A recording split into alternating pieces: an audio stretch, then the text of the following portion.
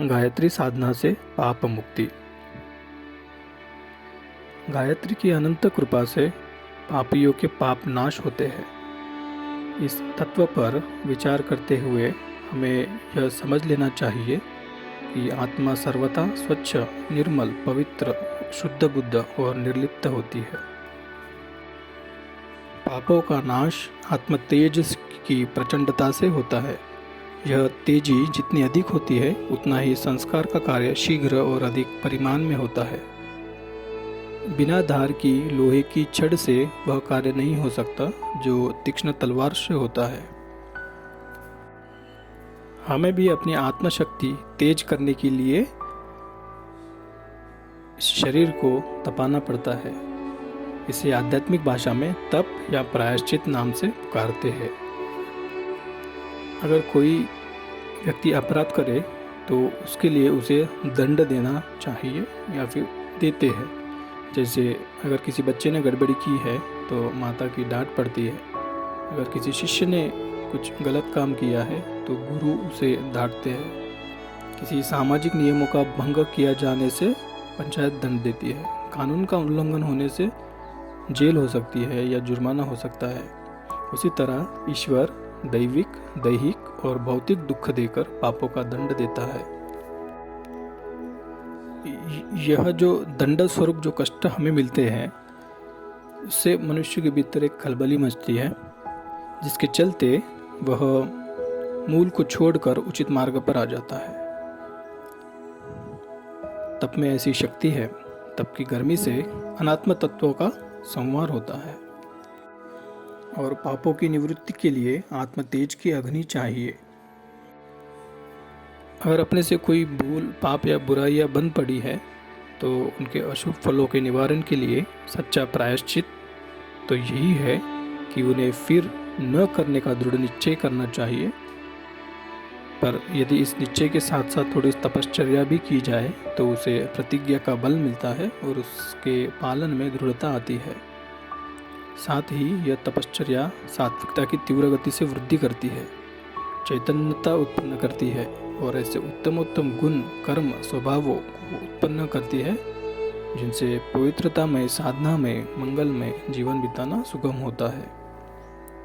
गायत्री शक्ति के आधार पर की गई तपश्चर्या बड़े बड़े पापियों को भी निष्पाप बनाने, उनके पाप पुंजों को नष्ट करने तथा भविष्य के लिए उन्हें निष्पाप रहने योग्य बना सकती है।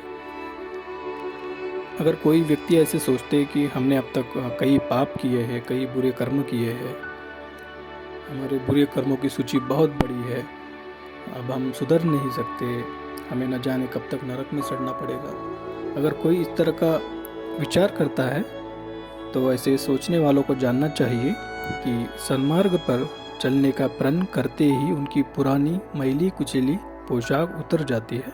केवल वे परिपक्व प्रारब्ध कर्म जो इस जन्म के लिए भाग्य बन चुके हैं उन्हें तो किसी रूप में भोगना ही पड़ता है। इसके अतिरिक्त जो प्राचीन या आजकल के ऐसे कर्म हैं जो अभी प्रारब्ध नहीं बने हैं उनका संचित समूह नष्ट हो जाता है।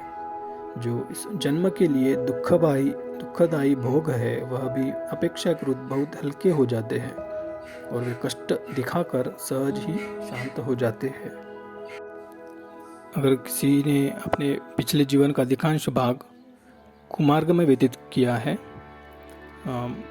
तो उसके लिए दुख मनाने या पछताने या निराश होने से कुछ भला होगा नहीं। जीवन का जो भाग शेष रहा है वह भी कम महत्वपूर्ण नहीं है, तो उसके लिए हर किसी को सोचना चाहिए। यह जो पाप और दोष है इसका प्रधान कारण दूषित मानसिक भावनाएं होती है। इन भावनाओं के कारण मनुष्य की बुद्धि भ्रष्ट हो जाती है। तो इस कारण पापों से छुटकारा पाने का कारण यही है कि मनुष्य सद्विचारों द्वारा बुरे विचारों का शमन और निराकरण करे। जब मनोभूमि शुद्ध हो जाए तो उसमें हानिकारक विचारों की उत्पत्ति नहीं होगी और मनुष्य पाप मार्ग से हटकर सुमार्गगामी बन जाएगा। इसके लिए स्वाध्याय, सत्संग आदि को प्रभावशाली साधन बतलाया है। गायत्री मंत्र सद्बुद्धि का प्रेरणादायक होने से स्वाध्याय का एक बड़ा अंग माना जा सकता है। किसी भावना के लगातार चिंतन में बड़ी शक्ति होती है। जब हम लगातार सद्बुद्धि और शुभ विचारों का चिंतन करते रहेंगे तो पापयुक्त भावनाओं का क्षीण होते जाना स्वाभाविक ही है। पिछले पाप नष्ट हो सकते हैं। कुमार्ग पर चलने से जो घाव हो गए हैं वे थोड़ा दुख देकर शीघ्र अच्छे हो सकते हैं। उसके लिए चिंता एवं निराशा की कोई बात नहीं, केवल अपनी रुचि और क्रिया को बदल लेना है।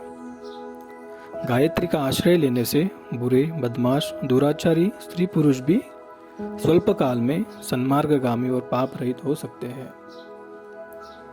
तो इससे हम ये कह सकते हैं कि गायत्री साधना से हमारी पापों का नाश होता है और हमें सन्मार्ग में चलने की शक्ति देती है गायत्री माता। इसलिए हर किसी को गायत्री मंत्र का उच्चारण करना चाहिए, जाप करना चाहिए। धीरे धीरे प्रयास करने से हमारी रुचि बढ़ेगी और जो मानसिक शारीरिक लाभ हमें मिलेंगे गायत्री मंत्र के बोलने से, उसके चलते हमारी उन्नति निश्चित ही होगी। धन्यवाद।